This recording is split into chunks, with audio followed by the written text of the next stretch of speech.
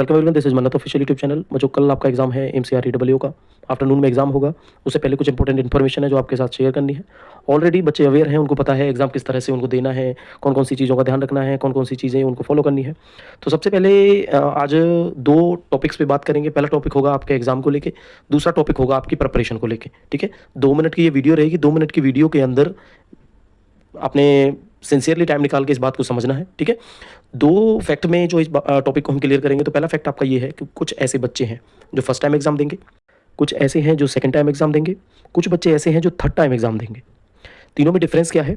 Third time जो exam देंगे उनमें से मोस्ट ऑफ द स्टूडेंट ऐसे होंगे जिनको एक ये बेसिक आइडिया है कि एम्स के एग्जाम के लिए आपको केवल 30 से 40 दिन का प्रिपरेशन का टाइम मिलता है।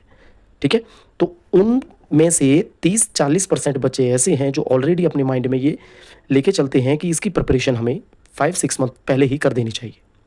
दूसरे टाइप के वो बच्चे हैं जो सेकंड टाइम इस एग्जाम में अपीयर होंगे।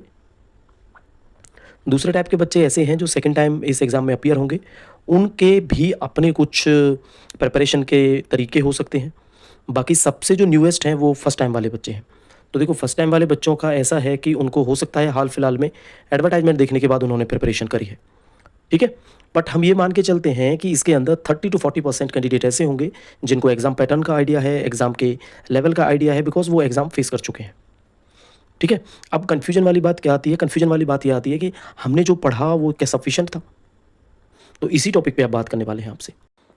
तो देखो बच्चों, जितना अभी तक आपने पढ़ा है आप ये मान के चलो वो सफिशिएंट है, क्योंकि उससे क्या होगा? उससे ये होगा जो आपके माइंड का इक्विलिब्रियम है वो मेंटेन होगा। एग्जाम में एक बूस्ट डोज के साथ आप जाओगे, जो बूस्टर डोज के साथ आप जाओगे उससे आपका एग्जाम बेटर होगा। अगर आप माइंड में लेके ये चलोगे कि मेरा MSCP का टॉपिक नहीं हुआ, मेरा CSMA रूल्स नहीं हुआ, मेरा लीव रूल्स इतना अटेम्प्ट रह गया है, मेरे मॉक हैं जो मैं पूरे अटेम्प्ट नहीं कर पाया अभी तक, मेरे नोट्स हैं वो 2 नोट्स मेरे पढ़ने रह गए हैं, तो ये माइंड में लेके चलोगे तो ओवरऑल आपका लॉस होगा इसके अंदर। ठीक है, सेकंड चीज़ क्या निकल के आती है? सेकंड चीज़ ये निकल के आती है कि जितना आपने पढ़ा उसके हिसाब से अगर आप थर्ड टाइम एग्जाम दे रहे हो तो आपको पता है MCRE ने तीनों के तीनों बार पैटर्न चेंज किया है। पैटर्न चेंज करने का मतलब क्या है? किसी एक स्पेसिफिक टॉपिक से लास्ट टाइम देखोगे तो 15 क्वेश्चंस निकल के आए थे। MA रूल से काफ़ी क्वेश्चंस थे पिछली बार, FRSR से क्वेश्चन थे, तो हो सकता है इस बार किसी और टॉपिक से ज़्यादा क्वेश्चन निकल के आए। ठीक है, तो प्रेपरेशन जितनी की, अब उसमें आप कुछ नहीं कर सकते, बस आपने अपना माइंडसेट ये करके रखना है कि जितना मुझे पता है उतना मैं करके आऊँगा और वो मेरे एग्जाम क्वालिफिकेशन के लिए सफिशिएंट रहेगा। तो देखो बच्चों, वीडियो को हम कंक्लूड करने वाले हैं। उससे पहले बहुत इंपॉर्टेंट मैसेज आपके लिए यही है हमारी तरफ से, reach on time in exam. Exam में टाइम पे पहुंचना। टाइम पे पहुंचने का मतलब क्या है? एंट्री जब स्टार्ट होती है उससे पहले आप मार्जिनल टाइम के साथ अवेलेबल होने चाहिए, ऑल डॉक्यूमेंट के साथ अवेलेबल होने चाहिए। ठीक है, ताकि लास्ट मिनट का जो रश है वो आपके माइंड से निकल जाए, फोकस कर पाओ, आप इंस्ट्रक्शंस को ध्यान से पढ़ सको, कोई ऐसा डॉक्यूमेंट है जो आपको एंट्री के टाइम पे रिक्वायर्ड है तो उसको अरेंज कर सको।